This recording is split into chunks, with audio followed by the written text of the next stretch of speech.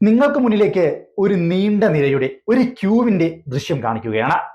ഈ പൊരുവെയിലത്ത് ആരെയോ കാത്തു നിൽക്കുന്ന കുറച്ചു സാധാരണക്കാർ.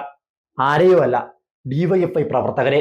അവർ കൊണ്ടുവരുന്ന ഉച്ചയൂണിനെ, ഹൃദയപൂർവം എന്ന ഡിവൈഎഫ്ഐയുടെ ഉച്ചയൂണ് പദ്ധതിക്ക് വേണ്ടി കാത്തു നിൽക്കുന്ന ജനങ്ങളെയാണ് നമ്മൾ ഇനി കാണാൻ പോകുന്നത്.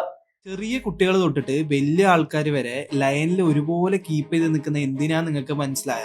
സമയം ഏകദേശം 1:10. ഇനിയും അവരെ കാണുന്നില്ല. ഇനി വരുമോ വരാതിരിക്കോ എന്നുള്ള ഒരു വിഷമവും മുഖത്തില്ല. കാരണം 365 ദിവസത്തില് ഒരു ദിവസം പോലും മുടങ്ങാതെ ഫുഡ് കിട്ടുന്നുണ്ട്. 10 മിനിറ്റ് വൈകിയാണെങ്കിലും ഡിവൈഎഫ്ഐ പ്രവർത്തകർ ഉച്ചയൂണുമായി എത്തും എന്നുള്ള വിശ്വാസം, ആ വിശ്വാസത്തിന്റെ പുറത്താണ് ഇക്കണ്ടമാനം ജനങ്ങൾ ഇത്തരം പൊരി വെയിലത്ത് ആ ചൂട് സഹിച്ചിട്ട് പോലും അവിടെ കാത്തു നിൽക്കുന്നത്. കാര്യം, ഒരുപാട് അമ്മമാരെ കണ്ട്, ഒരുപാട് പ്രായമായവരെ കണ്ട് ഊണ് ശേഖരിക്കുവാനുള്ളൊരു സമയം, കാലതാമസം ഓരോ ഡിവൈഎഫ്ഐ പ്രവർത്തകർക്കും ഉണ്ട് എന്ന് ഈ സാധാരണക്കാരായ ജനങ്ങൾക്കറിയാം. കൃത്യമായി 10 മിനിറ്റ് ലേറ്റ് ആയാലും അല്ലെങ്കിൽ 10 മിനിറ്റ് വൈകിയായാലും ആ ഊണും ആ പൊതിയും, സ്നേഹം നിറഞ്ഞ ആ പൊതിയുമായിട്ട് ആ ഡിവൈഎഫ്ഐ പ്രവർത്തകർ ഇവരുടെ അടുത്തേക്ക് വിശന്ന് വലഞ്ഞിരിക്കുന്ന ഈ സാധാരണക്കാരായ ജനങ്ങൾക്ക് മുന്നിലേക്ക് ഓടിയെത്തുമെന്നുള്ള വിശ്വാസവും ഉറപ്പും ഇവർക്കുണ്ട്. കുറച്ചു കഴിയുമ്പോൾ ഡിവൈഎഫ്ഐ പ്രവർത്തകർ ഊണുമായി വരുന്നു.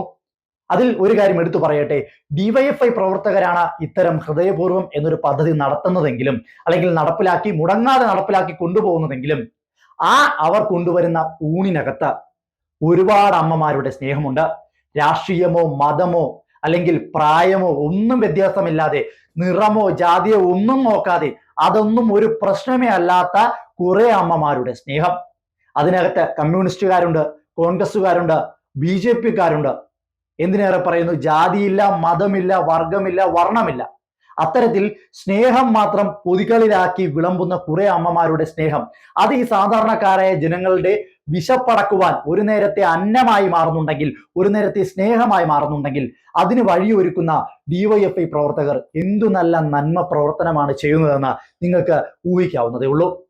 അത് കഴിഞ്ഞ് ഡിവൈഎഫ്ഐ പ്രവർത്തകർ ഈ ഊണുമായി എത്തുന്നു. അതിനുശേഷം ആ ഊണ് കഴിച്ചിട്ട് ജനങ്ങൾ പറയുന്ന ഒരു പ്രതികരണമുണ്ട്.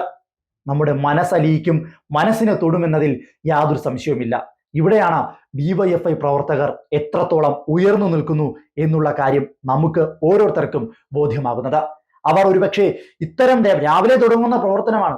തലേ ദിവസങ്ങളിൽ ഇതേ അമ്മമാരെ എല്ലാരെയും വീട്ടിൽ പോയി കണ്ട്, നാളെ രാവിലെ ഇതുപോലെ ഒരു നേരത്തെ ഊണ് തരണം അമ്മേ എന്ന് പറഞ്ഞ് അവരോട് ചോദിച്ച്, അപ്പോൾ അവര് യാചിക്കുകയല്ല, ഒരു മകൻ ഒരു അമ്മയോട് ചോദിക്കുന്നത് പോലെ ഈ ഡിവൈഎഫ്ഐ പ്രവർത്തകർ പോയി അമ്മമാരുടെ അടുത്ത് ചോദിക്കുകയാണ്. അവർ നിറകണ്ണുകളോടെ, നിറഞ്ഞ മനസ്സോടുകൂടി അമ്മമാർ 100% പുഞ്ചിരിയോടുകൂടി പറഞ്ഞു, മക്കളെ നാളെ രാവിലെ വാ, 9 മണിയാകുമ്പോൾ കൃത്യമായി ഊണ് റെഡി ആയിരിക്കുമെന്ന് പറഞ്ഞു പോകുന്നു. ഡിവൈഎഫ്ഐ പ്രവർത്തകർ ചോദിക്കുന്നത് ഒരു ഊണാണ്. ഒരു പൊതിച്ചോറാണെങ്കിൽ അമ്മമാർ 2ഉം 3ഉം പൊതിച്ചോറ് കൊടുക്കുന്ന കാഴ്ചകൾ പോലും കേരളത്തിലുണ്ട്. അപ്പോ കൃത്യമായി ഇത്തരം കാര്യങ്ങളെ എല്ലാ ദിവസവും ഇവർ കോർഡിനേറ്റ് ചെയ്ത് രാവിലെ 9 മണിക്ക് വീണ്ടും ആ അമ്മമാരെ കാണാൻ പോയി ആ ഊണുകൾ ശേഖരിച്ച് അതിനെ ഒരു വണ്ടിയിലേക്കാക്കിയ വണ്ടി ഓടിച്ച്, ഡിവൈഎഫ്ഐ പ്രവർത്തകർ തന്നെയാണ് വണ്ടി ഓടിച്ച് ആശുപത്രികളുടെ മുന്നിലേക്ക് എത്തുമ്പോൾ ആ സാധാരണക്കാരുടെ മുന്നിലുള്ള സന്തോഷം അല്ലെങ്കിൽ ആ മനസ്സിലുള്ള നിറവ് അത് എത്രത്തോളമാണെന്ന് ഇനിയുള്ള ആ സാധാരണക്കാരുടെ വാക്കുകൾ നിങ്ങളോട് സംസാരിക്കും. എന്തൊക്കെയുള്ള ചോറുണ്ട്, പുളിശ്ശേരിയുണ്ട്, കൂട്ടുകറിയുണ്ട്, അച്ചാറുണ്ട്, പയറുതോരനുണ്ട്, മീൻവറുത്തതുണ്ട്, അവിയലുണ്ട്. ഇപ്പൊ ഈ പൊതിഞ്ഞു കൊടുക്കുന്ന അമ്മച്ചിമാർക്ക് പോലും ഇതാർക്കാ കിട്ടണേന്ന് അറിയില്ല. അത് ചെയ്യുന്നത് അവര് മനസ്സറിഞ്ഞ് ചെയ്യുന്നത് ഏറ്റവും വലിയ പുണ്യകർമ്മം. അത് ഭക്ഷണം എന്തായിക്കോട്ടെ, ഇന്നത് നോക്കിയിട്ടല്ലല്ലോ നമ്മൾ കൊടുക്കുന്നത്. ആരും ബോധിപ്പിക്കാനല്ല, നമ്മൾ ഈശ്വരനെ വിചാരിച്ച് കൊടുക്കുന്നത്. അത് അവകാശം കിട്ടണം. അത്രേ ഇപ്പൊ എനിക്ക് കിട്ടിയ മീൻ കറി. ദീദിക്ക് എന്താ കിട്ടി? ദീദി सब्जी चावल और अचार। खाना अच्छा है? हाँ, अच्छा खाना।